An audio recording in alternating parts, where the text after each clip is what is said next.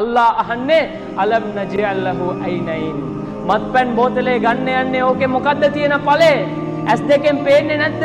මත්පැන් බීලා සමාජයේ කරන දේවල් පේන්නේ නැද්ද? මත්පැන් බීලා රිය පදවනවා ගිහිල්ලා හැප්පෙනවා ඕක පේන්නේ නැද්ද? මත්පැන් බීලා ඇවිල්ලා බිරිඳට ගහනවා මේක පේන්නේ නැද්ද? අලම් නජ්අල් ලහු අයිනයින්. අපි මිනිසට ඇස් දෙකක් දුන්නේ නැද්ද? අල්ලාහ් අහනවා ප්‍රශ්නේ.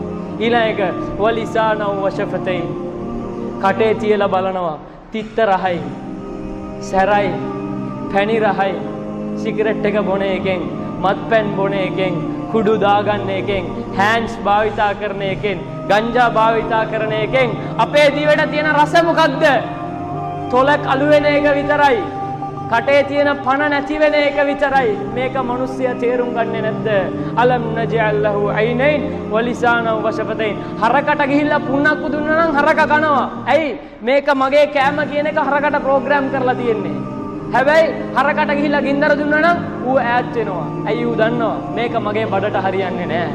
හැබැයි මේ මිනිස්සයා බලන්න අල්ලාහ්ගේ සැලසුම කොච්චර ලස්සනද කියලා. අල්ලාහ් සුරදූතයින් මැව්වා. සුරදූතයින්ට ආශාවක් නැහැ. විවාහ වෙන්න ඕනේ, කන්න ඕනේ, ගමන් බිමන් යන්න ඕනේ. ආශාවක් නැහැ. අල්ලාහ් කියන දේ ඒ විදිහට කරගෙන තමන්ගේ පාඩුවේ හිටියා. සත්තු බලන්න බුද්ධිය නැහැ, දැනුම නැහැ. හැබැයි සුරදූතයින්ට දැනුම තිබ්බා. ආශාව නැහැ. සත්තු බලන්න සත්තුන්ට දැනුම නැහැ. ඒ කියන්නේ සාමාන්‍ය කන බොන ආශාව තියෙනවා. කන්න බොන්න ඕනේ පෞල්. හැබැයි මිනිස්සයා බලන්න මිනිස්සයාට දැනුමක් තියෙනවා, ආශාවක් තියෙනවා. අල්ලාහ්ගේ බලාපොරොත්තුව මොකක්ද දන්නවද? මේ ලෝකෙට මගේ ගැත්තෙක් හැටියට මම ඔබව යවනවා.